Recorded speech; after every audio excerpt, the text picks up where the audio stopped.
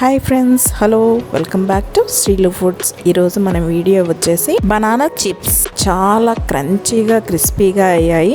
మీకు బయట కొన్నట్టే రావాలి అంటే నేను కొన్ని టిప్స్ చెప్తాను, అవి ఫాలో అవుతూ చేయండి. డెఫినెట్గా మీకు షూర్గా చాలా బాగా కుదురుతాయి. సో ఇప్పుడు ప్రాసెస్ ఏంటో చూద్దాం.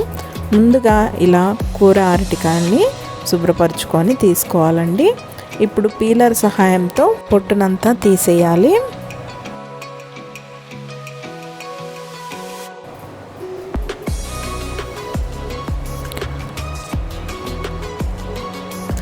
సో ఇలా మీరు అన్ని అరటికాయలు పొట్టంతా తీసేసాక, చూస్తున్నారు కదా, ఇలా తీసేసాక స్లైసర్ సహాయంతో కానీ లేకపోతే మీరు చాకుతో కానీ ఇలా స్లైసెస్ చేసుకోవాలి.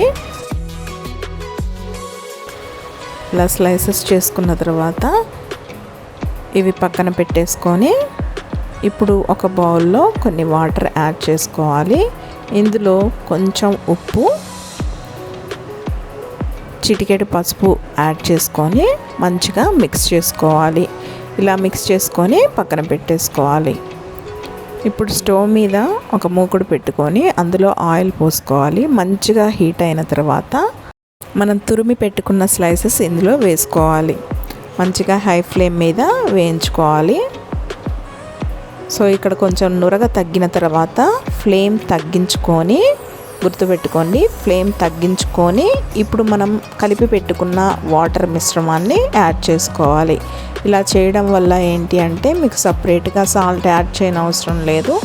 అండ్ చాలా క్రంచీగా క్రిస్పీగా అవుతాయి చిప్స్ అనేవి. చిటపటమని నురగ తగ్గిన తర్వాత మళ్ళీ హై ఫ్లేమ్ మీద పెట్టుకొని మళ్ళీ వేయించుకోవచ్చండి.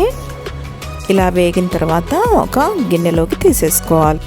సో చూడండి, ఇలా డైరెక్ట్గా కూడా వేసుకోవచ్చు.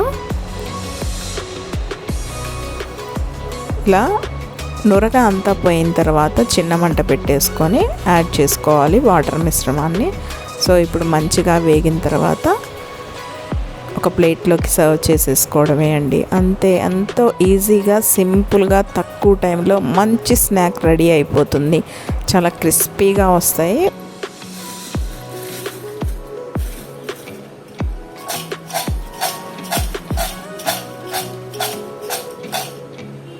ఇప్పుడు రుచికి సరిపడా ఉప్పు, కారం యాడ్ చేసుకొని మిక్స్ చేసుకోవాలి.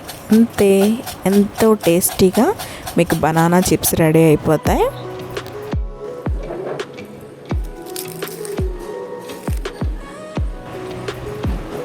సో మీకు గనుక ఈ వీడియో నచ్చినట్లయితే please click the like button.